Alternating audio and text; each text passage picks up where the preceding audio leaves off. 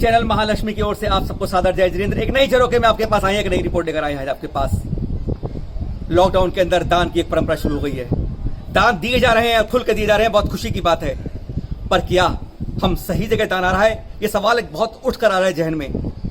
आज हमारे 15 से 20 हजार के लगभग एग्जैक्ट गिनती किसी भी संस्था किसी जगह नहीं है हमारे देश में, हमारी किसी संस्था के पास कि हमारे कितने जैन मंदिर हैं, कितने स्थानक हैं। एक गिनती पर्टिकुलर नहीं है। लगभग 15 से 20 हजार के बीच हमारे स्थानक मंदिर हैं इस समय पूरे देश में, और सबके अंदर कुछ ना कुछ व्यवस्था है। माली की, पुजारी की, मैनेजर की या सफाई वालों की, देख रेख वालों की, हर के अंदर सब व्यवस्था है।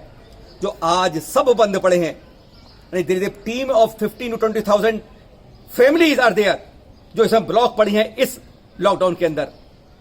जगह जगह दान दिए जा रहे हैं, जगह जगह संस्थाओं के द्वारा। पर क्या हमने उन मंदिरों के अंदर जो माली व्यवस्था देख रहे हैं, जो सुरक्षा कर रहे हैं उनकी, क्या उनके बारे में कोई चिंतन किया है? क्या उनके लिए कोई प्लान बनाया गया इन दिनों के अंदर? 25 से 30 दिन हो गए हमारे इस लॉकडाउन के अंदर, लेकिन हमने उनके बारे में कुछ सोचा है? इन मालियों को तनख्वाह क्या देते हैं हम? मिनिमम से मिनिमम के खाना भी खवाए उसके अंदर वो, लेकिन उसके साथ फिर किस पर टिका होता है उसका जीवन? दान पर। जो यात्री आते हैं, जो श्रावक आते हैं, जो सहयोग करने वाले हैं, वो साथ दे जाते हैं, निर्माल्य मिल जाता है। कुछ इसी तरह की परंपराओं से उनका निर्वहन चल रहा है सालों से सालों साल। कोई बीच में आवाज उठती है कि क्यों नहीं हम उन्हें उचित राशि देते हैं कि निर्माल्य अलग जाए, लेकिन पर व्यवस्था नहीं हो पाई है। एक परंपरा चल रही है, उसी रीत पर चल रहे हैं। आज हमारे मंदिरों में 15 से 20 हजार जगह मंदिरों के अंदर जो बंद पड़े हैं, कम से कम आधे मंदिरों में इस तरह के माली भी बंद पड़े हैं, व्यवस्था बंद पड़े हैं। हमें कई जगह से शिकायतें आई हैं इस बारे में कि हमें व्यवस्था नहीं मिल पा रही है। जगह जगह दान देने वालों के लिए आज एक रिपोर्ट दिखाते हैं। सबसे पहले आपको देखिएगा चैनल महालक्ष्मी की एक्सक्लूसिव रिपोर्ट। अगर सभी जैन मंदिर को जोड़ लिया जाए तो इनकी गिनती 15 से 20 हजार के बीच होगी, और ये सभी प्रक्षाल दर्शन के अलावा अब पूरी तरह लॉकडाउन में बंद हैं। मंदिरों के बंद करने का सिलसिला 24 मार्च को जो शुरू हुआ और 40 दिन बंद तो किया, ये 2 महीने भी नहीं खुलने वाले। यह शायद अब किसी से छिपा नहीं है। कई मंदिरों, तीर्थों से रोजाना सूचनाएं मिलती हैं और हमें उसे आगे सहायता देने वालों को तक जरूर पहुंचाते हैं। पर क्या हजारों मालियों की चिंता किसी राष्ट्रीय समिति या संघ को है? सवाल उठता है। अंजनगिरी तीर्थ के अध्यक्ष पवन जैन जी से बात हुई।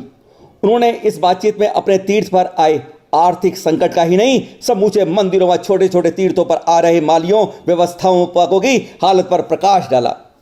इससे इनकार नहीं किया जा सकता, मंदिरों की व्यवस्था वहां पर आने वाले दान व यात्रियों के सहयोग से ही चलती है।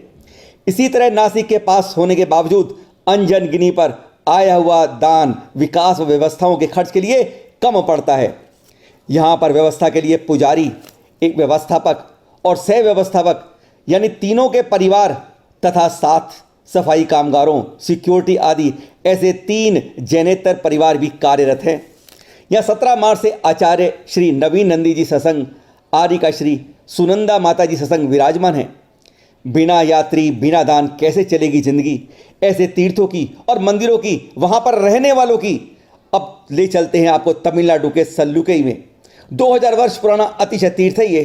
कुछ समय पहले यहां पर चैनल महालक्ष्मी की टीम भी गई थी। यहां पर पंडित कीर्ति जैन पूरे परिवार के साथ रहते हैं। वह मंदिर की पूरी जिम्मेदारी उन्हीं पर है। शास्त्री तक पढ़े हैं, अच्छा ज्ञान है इन्हें, पर 2 माह से कोई व्यवस्था नहीं हो पा रही। लगभग 20 हजार की रोटी इन्हीं मंदिरों में आए दान से चलती है। हमारे भगवान की व्यवस्था करना, हमारे लिए सुविधाएं देना इन्हीं के हाथ में है। पर पूरे देश में बड़ी बड़ी अपीलें हो रही हैं, दान दिए जा रहे हैं, अपीलें की जा रही हैं, पर इनके लिए आज तक क्यों किसी ने नहीं सोचा? आवाजें बड़े बड़े साधु दानवीरों से आ रही हैं, पर अपने ही पराये क्यों हो गए? आज 12,000 मंदिरों की सुरक्षा लॉकडाउन में समाज ही नहीं, कौन कर रहा है? इनके प्रति ऐसी अनदेखी क्यों हो रही है?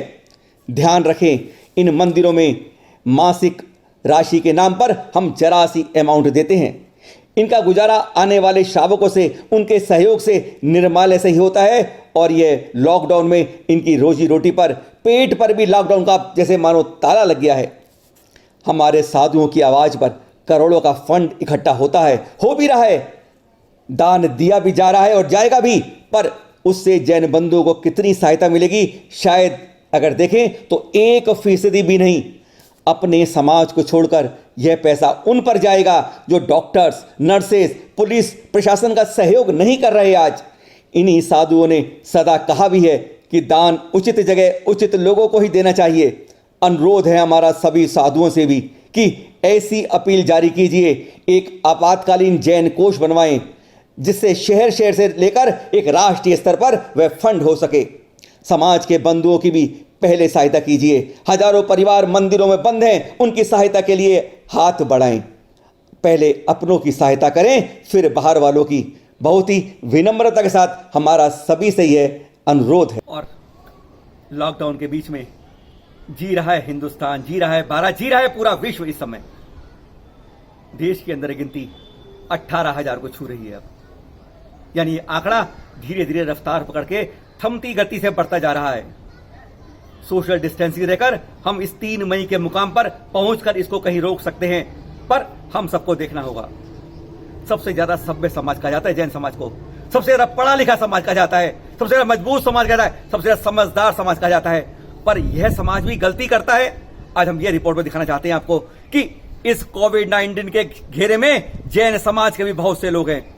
9 राज्यों से शिकायत मिली है जैनों के बारे में, 3 मंदिरों से शिकायत मिली है जिन्हों कोरोना वायरस हुआ। आज की रिपोर्ट हम दिखा रहे हैं और आपसे सिर्फ यही कहना चाहते हैं, सबसे होशियार होकर, समझदार होकर ऐसी गलती क्यों करते हैं, ऐसी भूल क्यों करते हैं, क्यों हम ऐसी छोटी छोटी बातें नहीं अपनाते जब जानते हैं कि दवा यहां पे कुछ काम नहीं करती है, यहां पर कोई दवा नहीं है। तो ऐसे में हमारे पास इलाज केवल जो है मोटे मोटे इलाज है जो हर कोई ना समझ भी कर सकता है। तो जैन समाज ऐसी गलती क्यों करता है, आज आपको हम कुछ सूची दिखाते हैं आपको, और एक रिपोर्ट चैनल महालक्ष्मी की इस कोरोना के अंदर घिरे हुए जो इससे पॉजिटिव आए।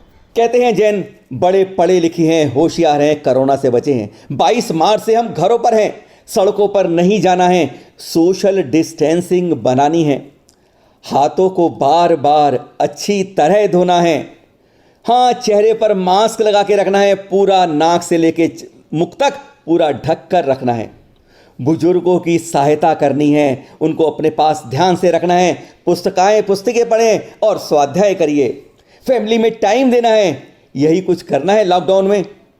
पर सबसे ज़्यादा पढ़े लिखे फिर भी हम गलती करें क्यों? यह एक सूची का पहला पेज देख रहे हैं आप। ये है कोरोना पॉजिटिव कुछ बंधु, ये कुछ जैन हैं अमरावती, इंदौर, उज्जैन, औरंगाबाद, जयपुर, जलगांव, टीकमगढ़, दिल्ली, नागपुर, पन्ना व बंडा के। इसमें 3 तो अपने जैन मंदिरों से जुड़े हैं, और एक और सूची जैनी कोरोना पॉजिटिव बीकानेर, बूंदी, बुल्धाना, बेंगलोर, भोपाल, रायसेन, लातूर, वाशिम, सागर, सूरत, हिंगोली, बीकानेर, मेरठ आदि से जुड़े हैं। सभी के लिए हमारी हृदय से प्रार्थनाएं, आप जल्द से जल्द स्वस्थ हो जाएं। और सभी बंधुओं से थोड़ी सावधानी रखेंगे तो कहते हैं दूर सारी परेशानी रखेंगे। बस आरोग्य ऐप को डाउनलोड करें और सारी जानकारी अपडेट प्राप्त करते रहें। Keep distance, stay home. एक बार फिर कहेंगे, कोरोना से बचना है तो हमें घर में रहना है। जैनों के गौरव दानवीर भामाशाह, राजश्री पद्म विभूषण जैन शिरोमणि डॉक्टर वीरेंद्र हेगड़े ने कोरोना महामारी से पीड़ित लोगों की सहायता हेतु प्रधानमंत्री राहत कोष में 5 करोड़ रुपए दान दिया है। वीरेंद्र हेगड़े जी परिवार कई पीढ़ियों से सदा विपत्ति आवश्यकता के समय विपुल आर्थिक दान देता रहा है। चैनल महालक्ष्मी व सांध्य महालक्ष्मी इन कर्मठ कर्मशील को हार्दिक मंगल कामनाएं देती हैं। मुनि श्री सुहृदय सागर जी का समाधि मरण।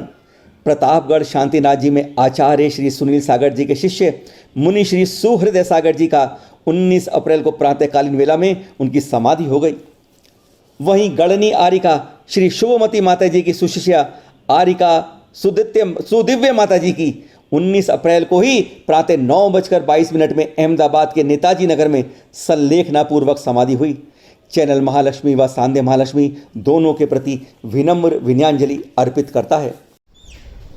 और ये आ गई बैसाख शुक्ल एकम, आ रही है जी हाँ, बैसाख शुक्ल एकम दिन, पावन दिन, जन्म तप मोक्ष हमारे कुंथुनाथ भगवान जी का, 17वें तीर्थंकर कुंथुनाथ भगवान जी का। तीनों कल्याणक एक साथ आ रहे हैं बैसाख शुक्ल एकम को। कहीं नहीं जा पाते इन दिनों मंदिरों में, नहीं जा पाएंगे अब शिखर जी में, इस तरह हम आपको पुराने चित्रों से याद दिलाते हैं। कहते हैं शिखर जी में उनकी कुंतुनाथ सबसे पहली टोंक पड़ती है और उस टोंक पर जाने के बाद कहते हैं करोड़ों उपवासों का फल मिलता है। आज आपको दिखाते हैं सम्मेद शिखर जी से दर्शन कराते हैं आपको इस कुंतुनाथ टोंक के जन्म तप और मोक्ष कल्याण की शुभकामनाएं आप सभी को और मंगल में रहे हर का जीवन इस रिपोर्ट के साथ। और बैसाख शुक्ल पक्ष की पहली तिथि वह पावन दिन है 17वें तीर्थंकर श्री कुंतुनाथ जी के जन्म तप मोक्ष कल्याणक का। 95,000 वर्ष की आयु थी, 35 धनुष ऊंचा कद था, 6 चक्रवर्ती थे, 13वें कामदेव थे और तपे हुए स्वर्ण के समान आपका रंग था। हसनापुर के प्राचीन बड़ी मंदिर में आपकी यह मूर्त संकेत करती है कि आपके 4 कल्याणक इसी हसनापुर की धरा पर हुए, यानी गर्भ जन्म तप व ज्ञान कल्याणक आपके हसनापुर में हुए। शिखर जी की चढ़ाई करते समय गौतम गर्धन टोंक के बाद सबसे पहली टोंक ज्ञानधर कूट आती है, जहां से आप खड़गासन मुद्रा में 1000 मुनियों के साथ सिद्धालय पधारे थे। आपका प्रवर्तन काल 999 करोड़ 99,97,250 वर्ष कम पल्ले के चौथे भाग तक रहा। इस कूट से 96 कौड़ा कौड़ी 96 करोड़ 32,96,742 मुनिराज भी सिद्ध गए हैं। बोलिए हमारे साथ, कुंथुराज जिन राज का कूट ज्ञान दर्जे, मन वच तन कर पूज हूँ शिखर समेद यजे। इस टोक से भाव सहित वंदना करने से 1 करोड़ उपवास का फल मिलता है। बोलिए श्री कुंतुनाथ भगवान के जन्म तप मोक्ष कल्याण की जय। 19 अप्रैल वही दिन था जब 1970 में श्रवण बोलगोल मठाधीश स्वस्ति श्री जगत गुरु चारुकीर्ति स्वामी जी बने। आपका जन्म 3 मई 1949 को दक्षिण कन्नड़ के वारंगा में एक स्कूल टीचर के यहाँ हुआ। आपके नेतृत्व में 1981, फिर 1993, फिर 2006 और अब 2018 के ऐतिहासिक श्रवण बेल के महामस्तकाभिषेक कार्यक्रम हुए। 2019 में लाखों बाढ़ पीड़ितों को सहायता आपके द्वारा दी गई और अब लॉकडाउन में अनेकों लाखों को खाना दिया जा रहा है, जरूरतमंद सहायताएं दी जा रही हैं। तत्कालीन प्रधानमंत्री इंदिरा गांधी जी ने 1981 में आपको कर्मयोगी कहकर सम्मानित किया था। आपके स्वस्थ व दीर्घायु की सांध्य महालक्ष्मी चैनल महालक्ष्मी भावना भाता है। 8 PM पे आते हैं आपके पास ट्यूसडे थर्सडे संडे को। अब लोग देखते हैं, कुछ लोग इंतजार करते हैं 8 बजे का और देखते हैं कि डायरेक्ट लाइव न्यूज देखते हैं। बहुत शुक्रिया आप सबका, धीरे धीरे संख्या बढ़ती जा रही है।